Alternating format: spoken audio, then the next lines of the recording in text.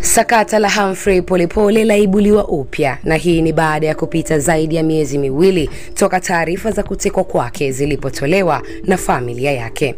Unatizama Mseto Media, channel maridhawa kabisa ya kukupatia taarifa zote kuhusu siasa, elimu, jamii, burudani na michezo. Hakikisha umebonyeza maneno subscribe kisha alama ya kengele ili taarifa zetu ziwe zinakujia moja kwa moja kwenye simu, kompyuta ama kifaa chako. Mimi ni Princess Kiuli.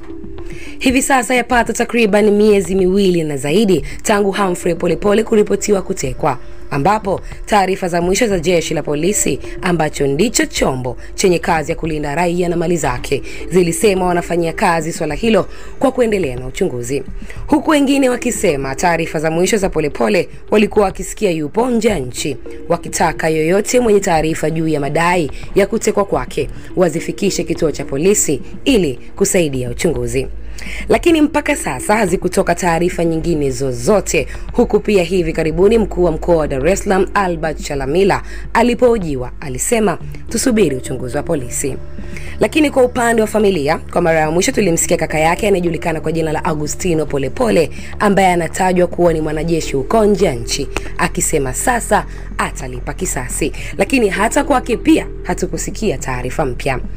Ila sasa kwa upande wa wanaharakati na viongozi wa vyama vya upinzani wameibua tena sakata la kupotea kwa Humphrey Polepole, ambapo makamu mwenyekiti wa Chama cha Demokrasia na Maendeleo Chadema Taifa John Heche ameibuka na kuonekana kama amemjibu Mheshimiwa Waziri Mkuu Mwigulu Nchemba juu ya watu kuchochea vurugu nchini. Heche amemjibu kwa kuongelea masuala ya watu kutekwa na kupotea, akimtaja pia Polepole na kuhoji, je, kuteka watu sio kuchochea vurugu?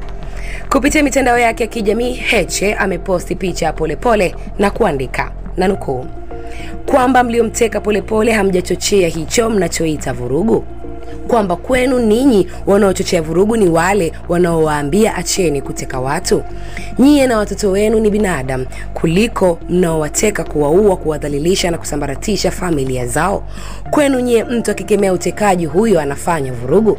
Nyie mnaona haki yetu sisi ni kukaa kimya, mtu chinje kama kuku, tukipiga hata kelele ya maumivu kwenu ni vurugu. Biblia takatifu inatuambia kwamba kipimo kile unachopimia wenzio ndicho utakachopimiwa, maana apandacho mtu ndicho atakachovuna. Mwisho wa kunukuu. Heche aliposti pia picha ya Mdude Nyangali, ambaye mtazamaji wetu tulikwisha kuleteaga kisa chake cha kutekwa hapa. Yeye aliripotiwa kutekwa nyumbani kwake usiku mbele ya mke wake na watoto. Kisha Heche akaandika, na nukuu, hatuja kusahau kaka, iko siku yote atakuwa wazi na wote waliofanya chochote dhidi yako watajulikana.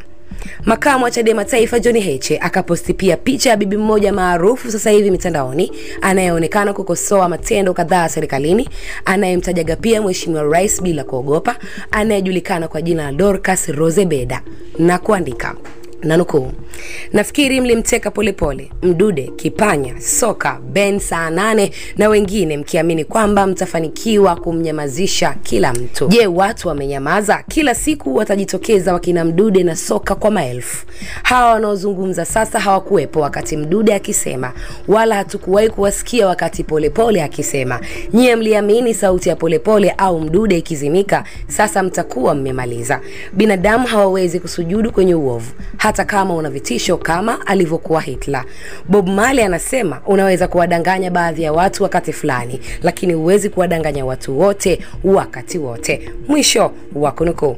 Mtazamaji wa Mseto Media, hayo ndiyo maandiko matatu ya hivi karibuni ya makamu mwenyekiti wa Chadema Taifa John Heche, ambaye tumeona anamuongelea Polepole, Mdude na Bi Dorcas. Swali kubwa, je, kwa hisia zako Polepole atakuwa hai? Kuna imani kwamba siku moja tutamsikia tena kama familia yake inavyoamini? Kaka yake alisema watu waongeze ulinzi na atarudi na jawabu. Je, tutegemee nini? Andika maoni yako kwa lolote lile hapo chini, na kuhusu hili na sisi tutasoma. Usisahau kusubscribe, like, kushare na watu wako wengine waipate taarifa hii. Toka Mseto Media, mimi ni Princess Kiuli. Hakikisha umesubscribe, comment, like na kushare. Mseto Media, we connect everywhere.